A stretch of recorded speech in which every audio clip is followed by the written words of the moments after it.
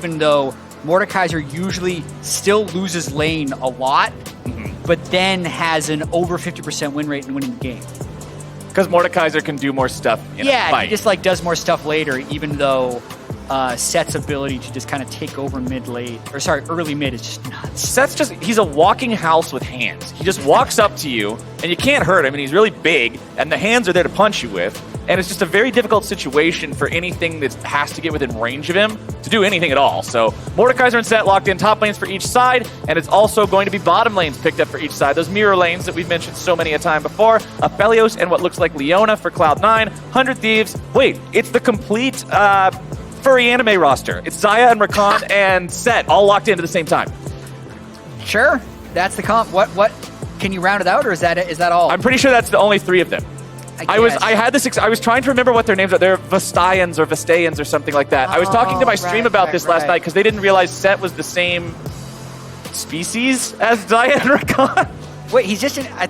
But he's half. He's half because he's one of those and a human. You need to read the lore. This is important. Don't. Yeah, it's something that has been on my list of things to do, but that I just never looked at. We have a lore book now.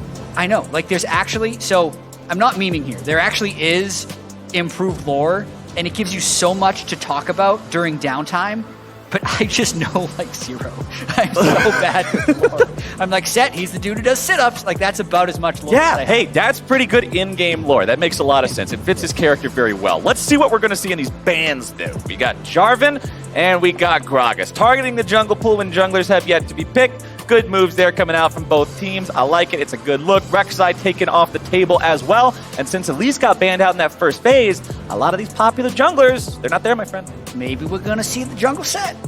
Like Dardoch played earlier. He actually played that jungle Set so well. I don't think, just like my read of it, is that jungle Set is not that good because his early ganking is pretty lackluster and you're not able to get into pro game like high enough income to justify it. But, I mean, Dardoch made it work. He had a spectacular game on it. It's just, I don't expect 100 Thieves to flex it. All right. But what are they going to do? Because that's all the junglers Yeah, all the junglers have gone poof. Well, no, except this one. This one's here. Yeah. Okay, so he's locked in, and Nori gets to play him. And then Contracts will play like Kindred or something? And just get kicked out of his ult? Wait, and Nori's not wearing the headband today, but he's playing the champion that wears a headband. He was wearing a headband last time he was on stage. Yeah, that's what I'm saying. So the headband synergy's not quite there between him and his champion. We'll see how well he can take that to the GG, rift. go next. 100 Thieves moves to 4-2. Let's see you next week. Well, we have the Aatrox picked up for 100 Thieves, so that could be the top laner and Set is the jungler. Entirely possible. Aatrox can also go mid into certain matchups. Yeah. But considering our opponents have not yet shown be the jungle Set. The mid laner for the side of Cloud9, if you're talking from 100 Thieves perspective, you don't know. But yeah, that is looking like jungle Set with Orianna in the mid lane. Okay, Cloud9, you're thinking, all right. Set Ori. We know what's coming now. Set Ori could actually be a really nasty ball delivery system. Yeah, you just jump in from the top rope, slam somebody into the back line, and then boom, shockwave. Yeah, that... I want to see that. That's my goal for this game. Oh, that's is to see that combo. That's some true WWE style right there. I can't wait for it. LeBlanc locked in from C9, so they want some pick potential. They're saying, all right, you guys got the tag team. We're just going to blow people up. I mean, LeBlanc and Lee, that's some good pick potential. Have Aphelios shooting an ult from 2,000 units away. He'll assist with it. It's great. Yeah, everyone trying to get picks while Mordekaiser tries not to die. Well, I guess he doesn't have to lane get Set anymore, so it's actually an easier lane, even though Aatrox is pretty strong. And Aphelios' ult range is not actually 2,000 units, but he still can hit from a very long way away. If he hits you with the ulti and the auto attack from Calibrum comes in, it's like really far. I think it's 1,800. It's not 2,000. It's darn close. So I am clarifying there. But fun fact, I don't know if we're going to see this, but if it does happen, it's not too wonky. So Set is unstoppable during his R. Yes. Right? Since Mordekaiser's R is a suppression, if you try and R him while he's unstoppable, it doesn't work. Exactly. Your ult goes on cooldown. It's one of the fun things of playing a suppression champion. I know this all too well. Well, you mean not fun? Yes, fun. Yeah, fun. Fun. Yes, fun. But we'll see how well the Mordekaiser can deal with them. Or maybe during the team fights, if Set just starts, being that big old brick house with fists, you just ult him and then run away from him in your own death realm so that you just keep him away from the fight for 7 seconds. I would hope that you can 1v1 a jungle Set as Mordekaiser. True. This is also the Mecha Kingdom set, which I like a lot better than the normal one because I like giant robots. Okay. I feel like not enough people use this one. I think there's too many weebs in LCS. Should expand on this. Which means people tend towards the anime-looking one more. The anime-looking Aatrox skin? But giant robots are also anime. It's just a different kind, right? Yeah, it's like Gundam anime. Yeah, like I don't know. Ollie would probably know more about this than I do, but I like the giant robot kind better. And we've got 2 giant robots on one team with 100 Thieves. Cool. Mordekaiser needs a skin where he's a giant robot. He is a giant robot. I don't think he's a robot so much as he's like possessed Shadow armor. Realm It's like stuff. It's the medieval robot. You could make a giant robot Mordekaiser. And it would be sweet. He already has so many sweet skins though. Like the fact that each of his skins have like their own colored Death Realm. Yeah. Like the Infernal Mordekaiser. It actually takes you to hell. Yeah. So, fun Mordekaiser fact. If you spectate a game of League of Legends, and the moment you load into the game, Mordekaiser has someone in his Death Realm, the entire game will be in the Death Realm for the rest of the match, and you can't fix it unless you rewind the game. As soon as you rewind the game to any point, it'll fix. But if you don't rewind the game, it will stay in League of Hell for the rest of the game. It's very hard to do. I've only ever done it twice because you have to do it purely on accident and just come in at the exact right moment, but it's still super cool. Do people know how much you just watch Spectator? I watch a lot. You do it all the time. So I use it for background noise. That's how rare this probably is. Like the fact that it's only happened to you twice. Yeah. If I'm eating dinner and I'm like, oh, what should I watch? I just find one of my friends, I watch Solo QTV, and sometimes you watch Mordekaiser in Hellland. There you go. And you just leave it on. Yeah. Oh, as soon as I see it, it's like Christmas. Christmas in February. Inori's starting off on his red buff. You're going to see Contracts starting off the same. Contracts going buff to buff here, it looks like. Running to the other end of the map immediately. And get those autos in. Oh, I like that. Trade back and forth. Flap, flap, flap. Oh, Spellbook Ori. Sometimes there was like a...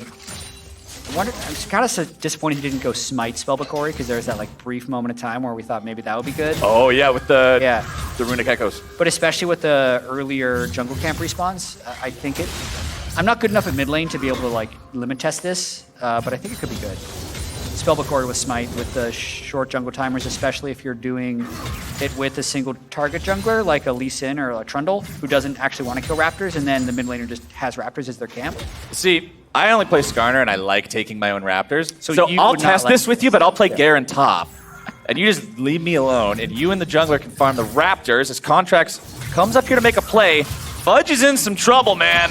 This is not the best place to be. Contracts coming in. Fudge resigns to his own fate. He knows he's not getting away, but he wants to take Fake God with him. Tries to bring down the hammer, but no, sir. The haymaker comes out. The punches follow it up. Fake God's just hanging around saying, look what you weren't able to get. And bam! Uppercut.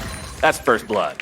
Yep, that's definitely one of those plays where you can't be fighting when you're up against a jungler who started red, went blue, went Gromp. That's just like your bread and butter top lane gank timing. I got into this debate like last year on the dive with Kobe. I want to actually know your thought about this as a jungler. All right, I'm so ready for this. So I think an effective way to climb in solo queue is to find a good jungle path / strategy and do the exact same thing every game. Yes. Like as a simplification. Kobe was like, you can't do that. There's so much context. I'm like, sure, in like Master. Yeah. But if you're trying to climb, like what you saw Contracts do here, like if you're a blue side jungler, you will, and you're a strong level 3. These are the 2 prerequisites. And you do red, blue, Gromp, gank top. 70% of the time you're getting a kill. Like I swear, it's that simplistic in that sense. Tell your top laner, I'm coming up at this time, like know the timing, and that's already beyond where a lot of people go. Like they don't actually know what time their 3 camps are. Yeah. I'd say, hey, I will be top, and since you've done it every game, at this time, it's so free. Like you get this just for climbing. It's not for like the best player, but it's a way to climb. I am a simple man, chat. Okay. I see a simple man's strategy and I say yes, that's for me. Okay. I recognize I am not a challenger tier player, nor will I ever be. I peaked 25 LP shy of Masters and never got there, and I've regretted it for the last 3 years. But I did what you're talking about. I climbed using spammable, repeatable strategies. Yeah. Yes, it's not the smartest thing. Yes, if people play against you 2 or 3 games in a row because you're playing at 3 a.m., they're going to say, hey, this guy ganks top, but you know what? That's part of the game. Yeah. That's part of what you're signing up for. But it does work, especially if, like you're saying, you got a champion that really vibes with that kind of a strategy. Yeah, sweet. I'm glad we're in agreement. Back in Season 6, when I was actually decent at the game, Season 6 was when you could power farm jungle and just take over the game. And so the route that I did with Skarner, you would be able to have flash, ult, your red buff, and your blue smite at level 6. You'd be level 6 at 6 minutes and 4 seconds every game. And you just flash ult the mid laner, kill him instantly. You would be level 6 and the mid laners would be level 5. And you would go take the Drake. 77% win rate for most of that season. And the reason that this worked is because it's hard countered. You actually skipped your red on the first clear. So if your opponent knew what you were doing, he would take your red, you get bonked. Like, oh man, it feels really, really bad. But if he doesn't know what you're doing, which I wasn't a master tier player, I'm not queuing into the same guy 10 games in a row, it works super well. So you have to be willing to play around the fact that you're not the best. If a bad strategy works and you're not in super great ELO, abuse until it doesn't work anymore. Sweet. I got my Season 1 strat for you after this, but there's a play happening probably bot lane as they're trying to contest for this Mountain Drake. All right, King gets a little bit of damage onto Breezy. Diamond's looking to walk away. Breezy grabbed the knock up there onto the Leona, but the follow-up's not there in time.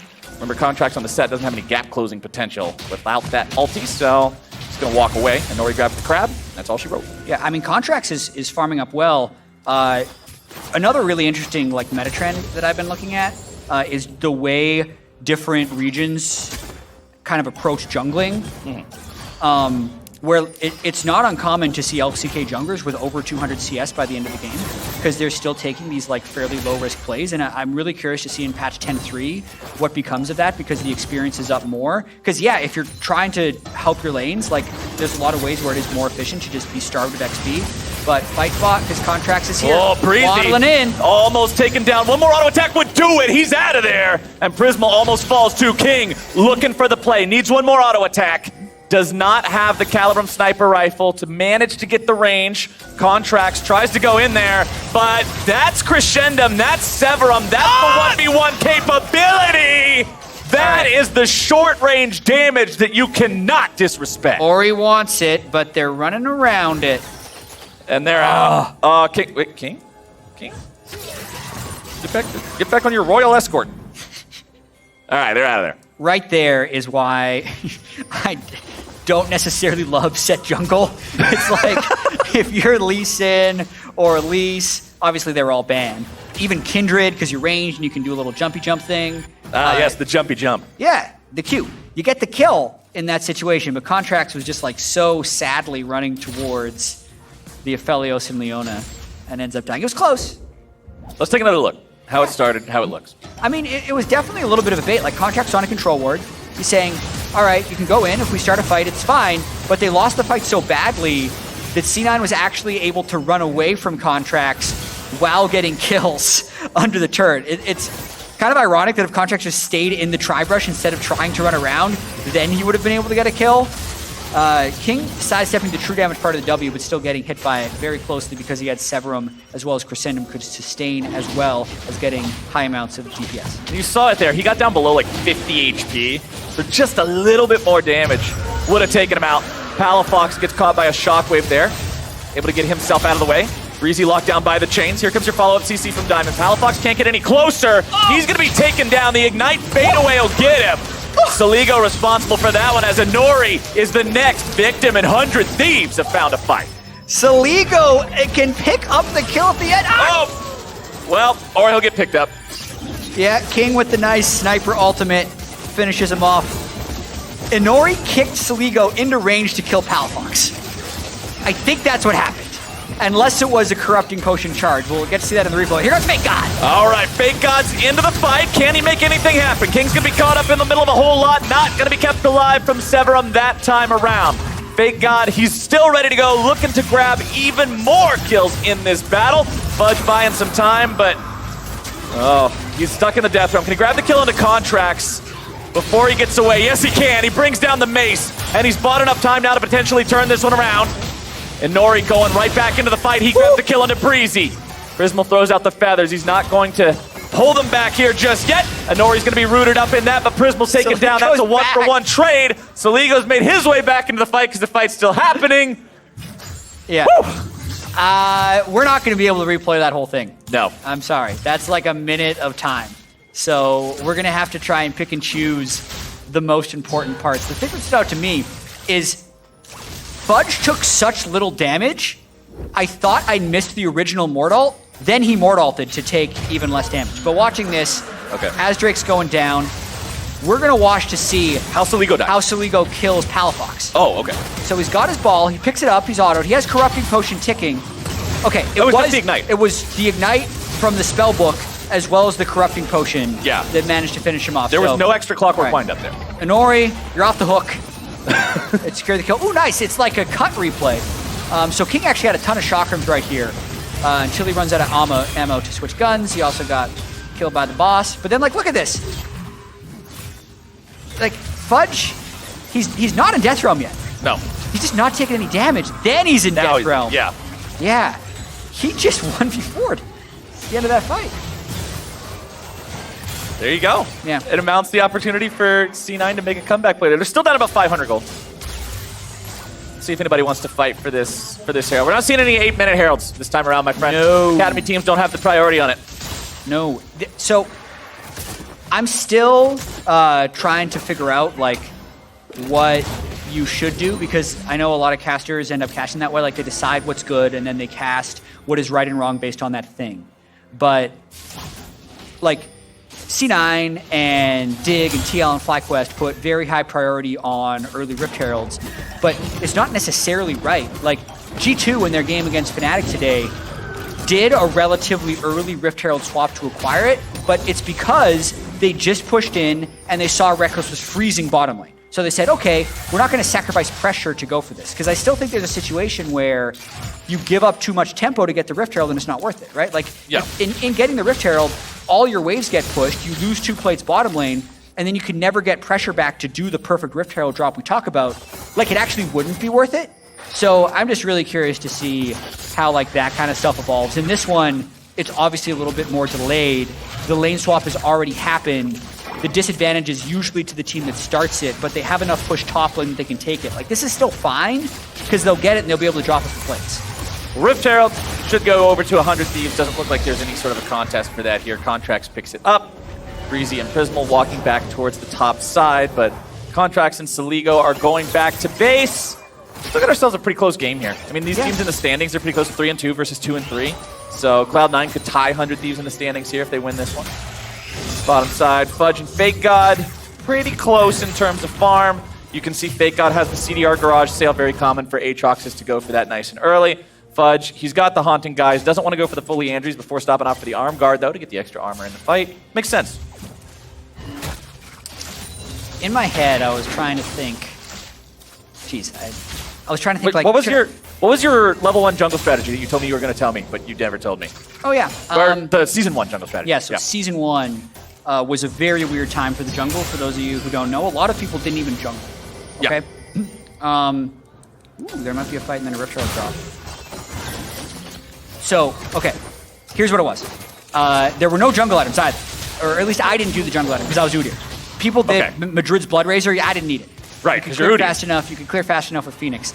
I would do the 3 small camps. I would start Cloth Armor 4-pot, not Cloth Armor 5-pot, because you actually used to take so much damage in the jungle that you need 5 potions.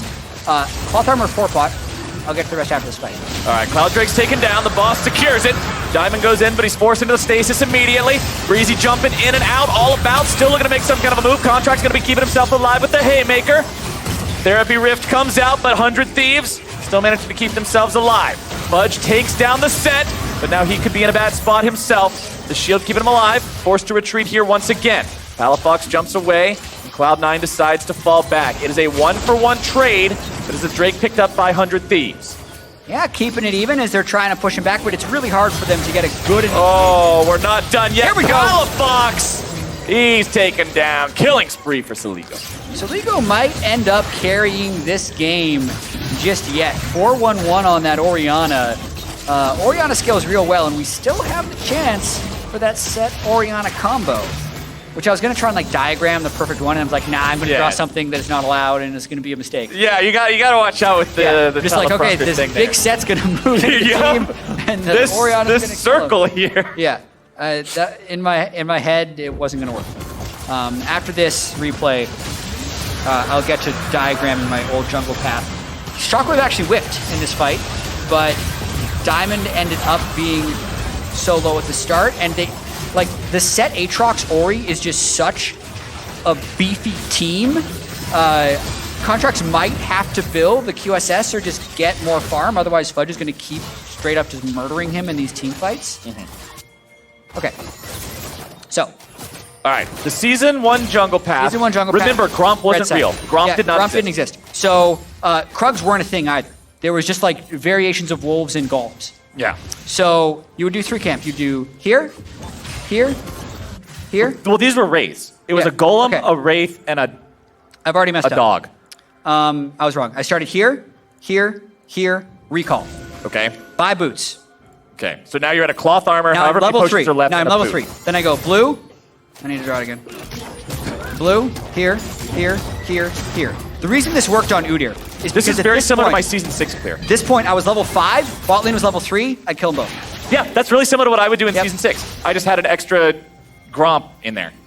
Yep. That's you and I. And then you just run the game. We're on the camps, same small big camps brain. had so much experience, and the extra benefit was they actually spawned 15 seconds before blue and red buff.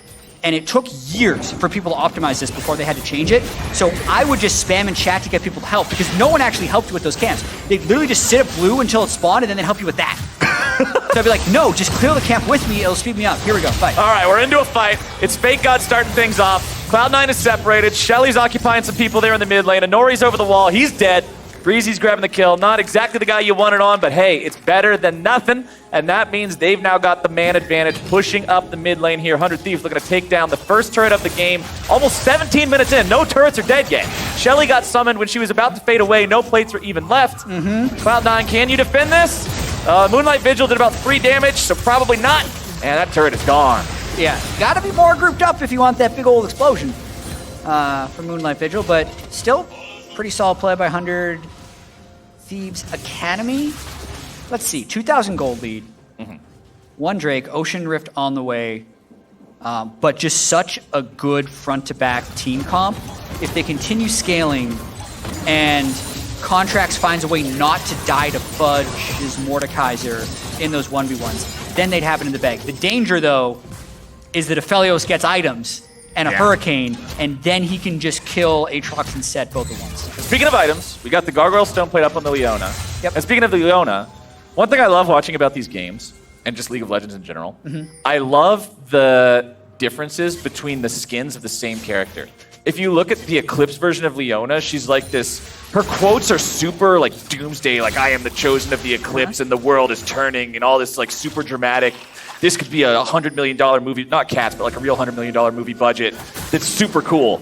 And then there's this skin, which is here's a hot dog. And it's Why are you flaming Cats? Did you watch it? It was terrible. Did you go to the theaters? Yeah. With who? I did not enjoy that movie. Okay. It doesn't seem like a Captain Flowers movie. It wasn't. Gundams. I had heard that it was awful, and I had to see it with my own 2 eyes, and now I'll never get the image of Gandalf dressed as a homeless man slurping milk out of a pan out of my eyes. And we're going to see this fight now as King gets himself stunned up, rooted up, taken down, the burst coming in, and he's out of there. Contracts grabs the kill, and Nori now moving down towards Diamond. The hot dog is not enough to get himself out of a fight that was losing, so he'll just barely hobble away, and we'll see Contracts and the rest of 100 Thieves beat down this mid lane turret. Contracts found a nice flank right there, knowing that King doesn't have a peel support. All you got to do is get in behind that Aphelios. You can usually make something happen, and they did just that as Ocean Drake spawns. And that will be Drake number 2 for the side of 100 Thieves. Considering the Drakes weren't taken super early this game and the fact that they've been 1-1 so far, Drake's soul is still a distant dream for either squad. Means we get more time looking at this lovely therapy rift. And Fudge will farm himself up a Gromp. Still only 1 item here on the Mordekaiser. Leandri's is nice, but you have a little bit more firepower. Yep. I really like the Nashor Zanyas when there's these Juggernaut comps because it increases your dueling so much more. And it looks really cool. You do that. It look cool. I think it's goofy. Just like how fast he attacks. Bonk, bonk, bonk, bonk, bonk. Yeah. I think it's fun. Yeah. I mean, goofy is a fun word. Gorge. Yeah. And goofy's meant to be fun. Who's that? Bring back flowers. I'm sorry, I had to. That was good.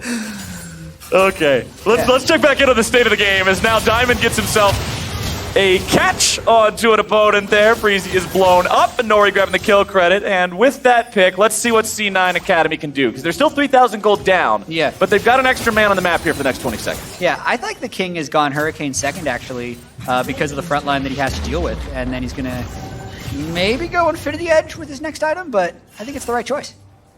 I love the Hurricane synergy on Aphelios' guns. It's just nuts. Because every gun has a special on-hit effect. So if you have an item that's tripling your on-hit effects, why not? Absolutely.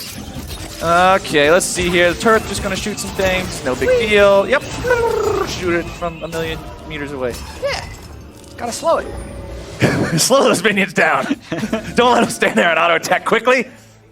All right, you can see on the side of 100 Thieves, it's Gargoyle Stoneplate's second on contract, so he's going to be the big beef boy in the middle of the fights. Zeke's Convergence built second on Breezy's Recon as opposed to a Stoneplate, so he doesn't necessarily want the huge tank ability, just wants to provide that power-up for his AD carry instead. I can understand it. You do need to be able to cut through these guys on the front line of the side of C9. Yep. And they're after their fourth turret of the game. Cloud9 Academy still have 0, man. This is the big part of the gold difference between these two teams here. Only one kill separates them. The farm's not abysmally different.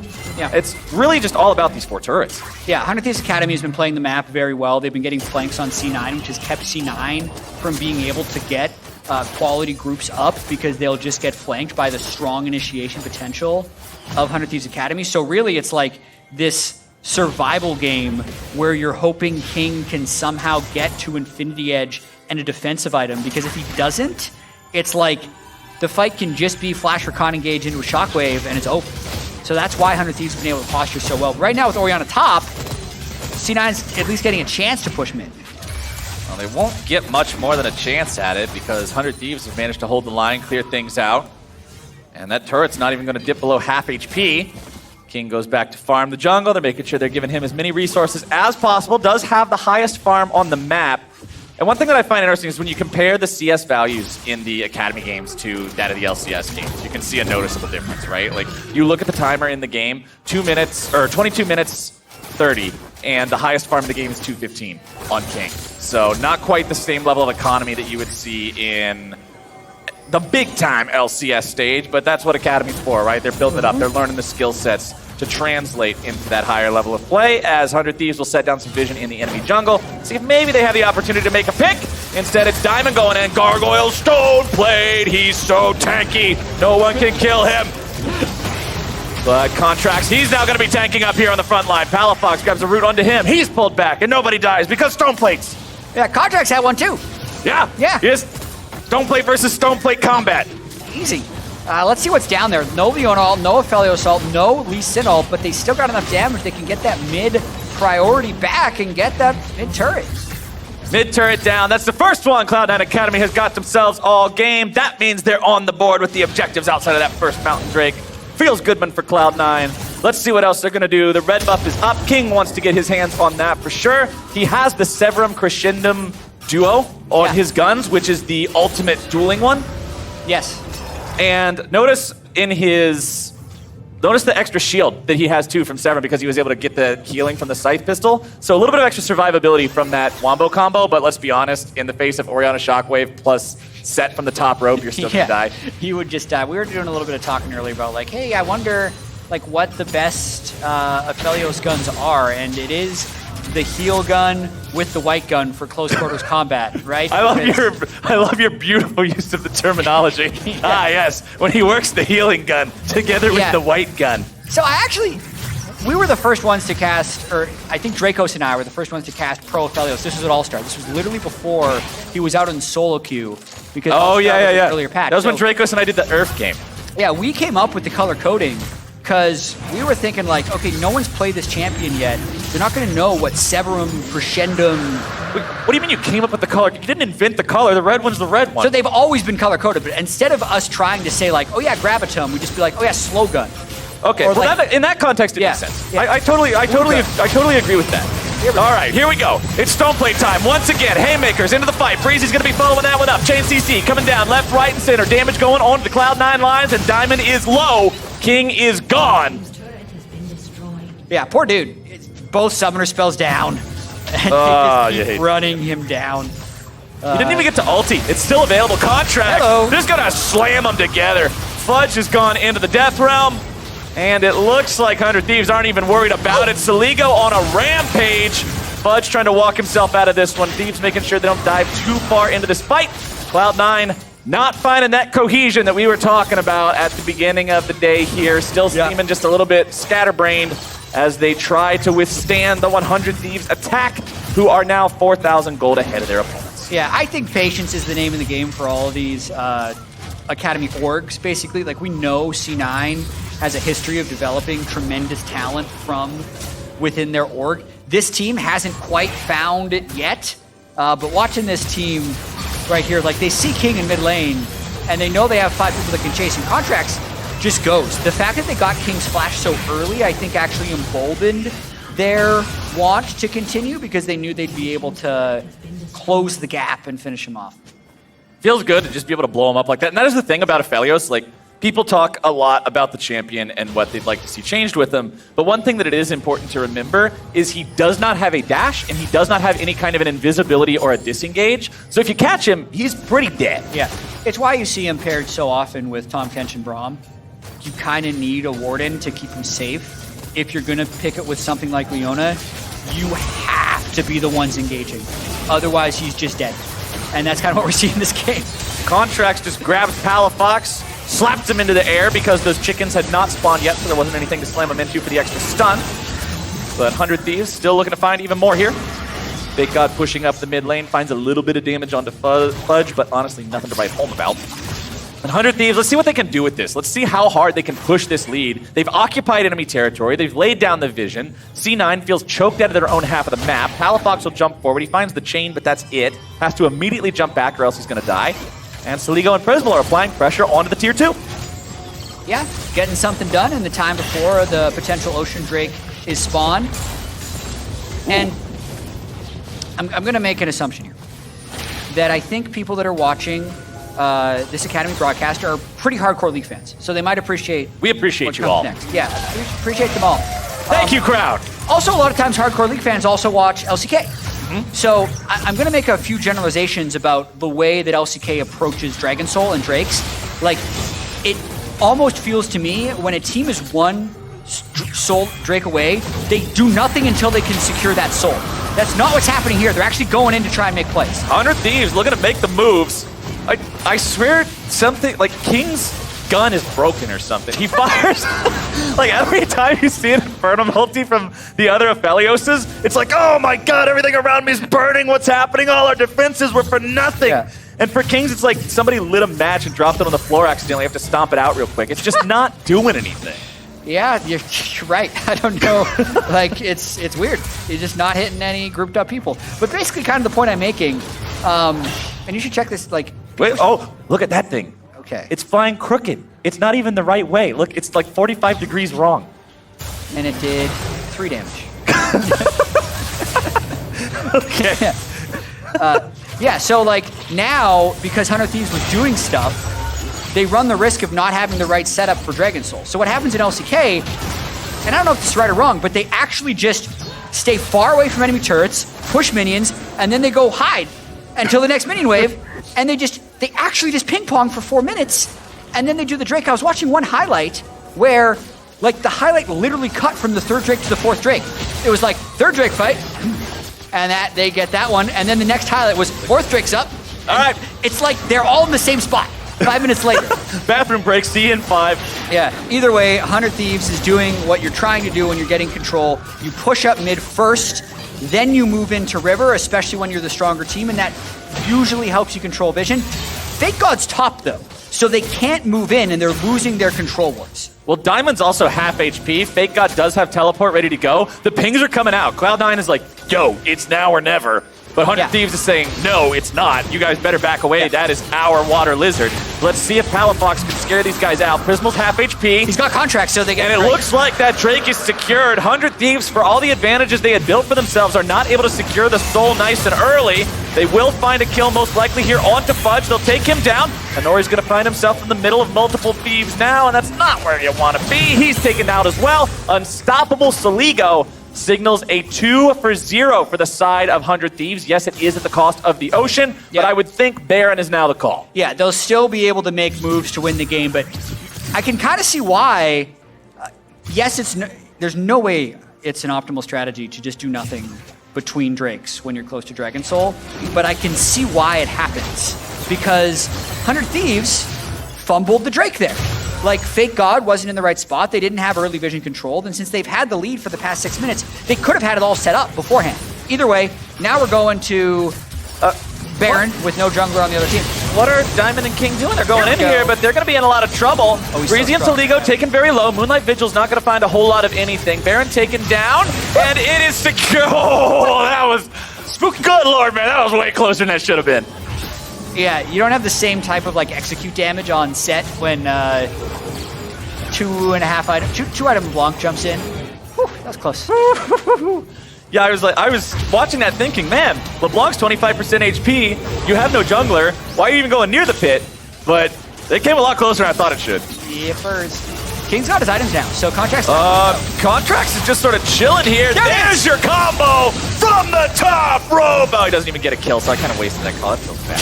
Well, Fake God, he's coming in from behind, seeing if maybe they can find some sort of a move here. Palafox grabbing the kill onto the set. Contracts, he's back in the fountain for the next 40 seconds. It's a jungler for jungler trade. 100 Thieves are on the counterattack. They got the Baron buff. The whole squad's wearing purple. What can they do with it? You'll get more time for that call. Oh, I know. He's going to be played a lot. From the top rope. That was a good one. They got Baron still. Saligo pushes up 7-1 and 5. Jeez. Should get both inhibitor turrets down with this push. All right, Palafox. All right, Fudge.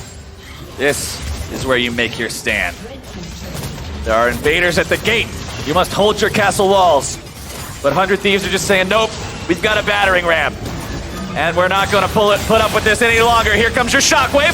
They go on the front line. He's in trouble. Shut down by King. The damage is finally coming out. Moonlight Vigil not going to find the mark onto Prismal. More CC coming through. Palafox following this one up, and Nori's able to find the kick, and that is the carries down. Fake God's now dealing with Fudge there in the back line, but Fudge has backup coming through in the form of Diamond. Palafox rotating in from the side, and Fake God is going to find himself CC'd to death, while Nori goes in after Breezy. Fake God at least takes one with them.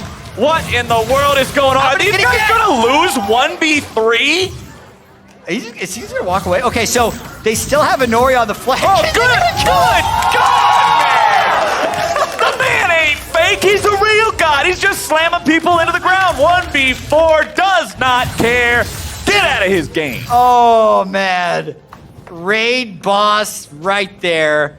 No healing reduction. Spirit Visage Conqueror Aatrox. Where's your Morellonomicons? Going to town. Yeah, usually, like you could make a pretty compelling argument that you actually don't need a Morellonomicon just for an Aatrox team. This is the counterpoint to that. When that happens. Oh, man. That was... Put that one in your highlight reel, man. Get some quick edits and some cuts from scene to scene on that. Put some wub over it. So, like, Fudge had him in the Mordekaiser ult earlier as well. So, yeah, so at this point it's Conquer stack. And yeah, he's not even ulted. He's just that strong. He's landing basically every sweet spot. Gets this. King goes around because he has 3 people, right? But Leona is trying to play the long game by going around. And Kiwi's just there getting murdered. All right, Fake God. Somebody better be paying for his dinner tonight because this man is making sure these guys win this game. Still 6,000 gold ahead of Cloud9 Academy. Next chance at that Ocean Soul coming up here in about 30 seconds. They got control over the bottom half of the map. Fudge is top side. TP ready to go. Everybody from 100 Thieves already here on the bottom half of the map, looking to take down that last remaining tier 2. Yeah, oh, Flowers. Man. That was Aatrox without Ocean Soul. Oh, no. Imagine Aatrox. Oh, no. He's just going to go kill the Nexus himself. Honestly, I don't know if they'll be able to stop him at this point. He's got the stopwatch, too, to buy a little bit of extra time. And everybody's marching down to the Ocean Drake. Will Cloud9 even bother trying to contest this one? I ask myself as I pose the answer of no. It looks like that's Ocean Soul for the side of 100 Thieves Academy, and the regeneration is real. Yeah, probably over. The one win condition here fudge. Is King having all these items, but that's a Mordekaiser. He's got to ult someone. What are you doing down there, pal? It's fine. Okay, they get the ult out of him. Oh, no, they don't. No, they don't. He just walked away. It's the green color with the Star Guardian Rakan. Yeah. It's kind of hard for me to tell if it's there because there's so many green particles, so I'm just going to blame green. Okay. Yeah. That was a duo misplay between me and the color green. Let's see if Cloud9 can continue to hold the line here. Prismal leading the charge. Well, King's not there. There's no way without King they can hold this. Yeah, well, he's trying to deal with those minions there on the top side. Fudge trying to walk out of this one. There's your ulti. There you are, Green, and he is mean. And Nori's taken down. Contract's grabbing the kill on that one. C9 have lost their king, and the kingdom will fall to follow. Palafox is gone. Double kill over to Prismal. 5-0 ace. Clean them off the board, ladies and gentlemen. This one's done. 100 Thieves Academy find their 4th win of the split. Well done to 100 Thieves Academy. The carry comes out at the end from Fake God. Saligo had that early lead. The flex pick set coming in clutch. And they did some good stuff this game to move to their 4th win. Fake God. That's the story of this game for me. You got to describe it in one word, which is technically 2, but it's 1 because they're combined. Fake God. That's the man with the plan in the top lane. Yep. No contest. What a chat. Yeah, just that play at the end where it's like, well, we just lost the fight. Maybe Aphelios is going to start running this game, and then Aphelios walks up to him and says, nope, Aatrox is running this game. I didn't actually see which guns the Aphelios had. I don't know if he was going for the Severum Crescendo. By the end, he had Infernum Gravitum, I believe. But that's the I mean, when he got bombed. Oh, at the end? It doesn't matter at the end. He just got so... No, I mean, in the play where Fake God just managed to turn everything around in a 1v4. All right, King, what guns did you have? Oh no, he was walking up. He was walking up right into his opponent's face with Graviton. Yeah. That's not the 1v1 gun. Yeah. So makes things a little bit rougher to do with that. But hey, 100 Thieves, they made it happen, man. He did catch him as well. It's just a matter of what catching him entails. You had the Graviton to catch people. Overall, happy to see 100 Thieves. Pretty good Drake control, right? They controlled their Baron play as well. They were trying to make practical plays throughout the map, and that's what you like to see. Because I think the point of this for 100 Thieves is to develop players who can then be on LCS. So you're trying to implement and run pro-level systems. And I think a lot of teams end up missing that and just going for too many like solo outplays or YOLO plays. I like the structure that 100 Thieves has here. Well, that structure got them a win today, and we're going to go ahead now, send things down to Riv, who's standing by with that victorious top laner. Thank you very much, gentlemen. Great cast on the day. I am joined by 100 Thieves, Fake God, or as you said, Flowers, Real God. Deathless coming into this game and an absolutely boss Aatrox in the top lane. I have to ask you, just what were your thoughts on the game? Do you feel like you made some mistakes, or how do you think you played that? Basically, I just farmed super hard, and then that was like the one fight where you could actually see the farm pay off. So I was happy that I got like one really good fight, and yeah, that's how the game went for me. Well, the mechanics definitely have to be there along with the farm, and I think we saw that in today's game. Looking at past season, you had time to play in the LCS, and it's definitely seemed that it has made you a better player. Are you taking more of an active role on Academy? Did LCS kind of help you build that up? Right now, I think I'm playing just better than I was before, but it didn't really change like my shot calling or anything like that. It just made me a better, more consistent player because I realized like how good people can actually be, and in Academy it's just like I don't see it as much, but I'll still try. I still keep it in myself. Like I said that really badly, but yeah, something like that. No, it's a fantastic goal. Obviously, you're always trying to strive for something, and if you keep that goal in mind, it'll come to fruition. Final question for you. Since 2018, when you were picked up #1 out of Scouting Grounds by 100 Thieves, you've been with them for that journey all the way. How has that experience been? It's pretty good because I didn't actually know about 100 Thieves before Scouting Grounds or anything, but now that I've been with them, it's like pretty insane like how big they are and like how big they want to be, and I'm really glad that they picked me up. And I'm really willing to stay with them for a long time, I guess. Well, you've already been an awesome part of it. Fake Guy, congratulations on the win and best of luck moving forward in the season. We're going to throw it back to the State Farm analyst desk to wrap up the day.